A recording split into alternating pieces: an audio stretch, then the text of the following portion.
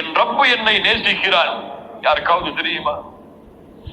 நான் அல்லாஹ்வை நேசிக்கிறேன். எல்லோரும் சொல்லுவோம், நம்ம எல்லாருமே சொல்லுவோமா இல்லையா?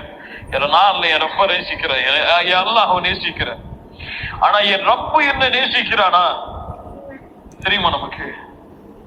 என் ரப்பு என் மேல இந்த நிலையில் நான் பொருந்தி கொண்டுதான் இருக்கானா? என் மனைவிக்கு தெரியும் நான் யாருன்னு சொல்லி, என் பிள்ளைகளுக்கு தெரியும் நான் யாருன்னு சொல்லி.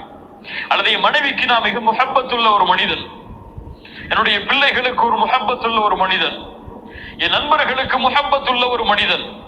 என் ரப்புக்கு நான் யாரு? அதை என்னைக்காவது சிந்திச்சு பார்த்திருக்குமா? அல்லாஹ்வுடைய முஹப்பத்தை அடைந்து விட்டால் போதும், உலகத்தில் எல்லாம் வெற்றிதான், மறுமையிலும் எல்லாம் வெற்றிதான். யாரை அல்லாஹ் நேசிக்கிறானோ அவர்களை அல்லாஹ் நரகத்திலே வீச மாட்டான். யாரை அல்லாஹ் நேசிக்கிறானோ அவர்களை அல்லாஹ் நரகத்திலே வீச மாட்டான். அல்லாஹ்வுடைய தூதர் ஸல்லல்லாஹு அலைஹி வஸல்லம் சொன்னார்கள், ஒரு அடியானை அல்லாஹ் நேசித்து விட்டால், ஒரு அடியானை அல்லாஹ் நேசித்து விட்டால் நாதா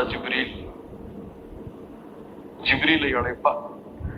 ஜிப்ரீல், இன்னல்லாஹ் யுஹிப்பு ஃபுலானன்.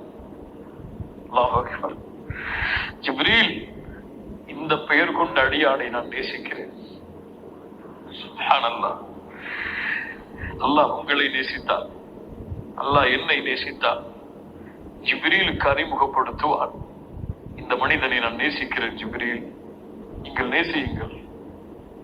ஜிப்ரீல் அழைப்பார் வானத்தில் உள்ளவர்களை, யா அஹ்லஸ் ஸமா, வானத்தில் உள்ளவர்களே, இந்த அடியானை அல்லாஹ் நேசிக்கிறான், நானும் நேசிக்கிறேன், நீங்களும் நேசியுங்கள். வானத்தில் உள்ள எல்லா மலக்குகளும் அவனை நேசிப்பார்கள். அதற்கு பிறகு அந்த கட்டளை பூமியில் உள்ளவர்களுக்கு கொடுக்கப்படும்.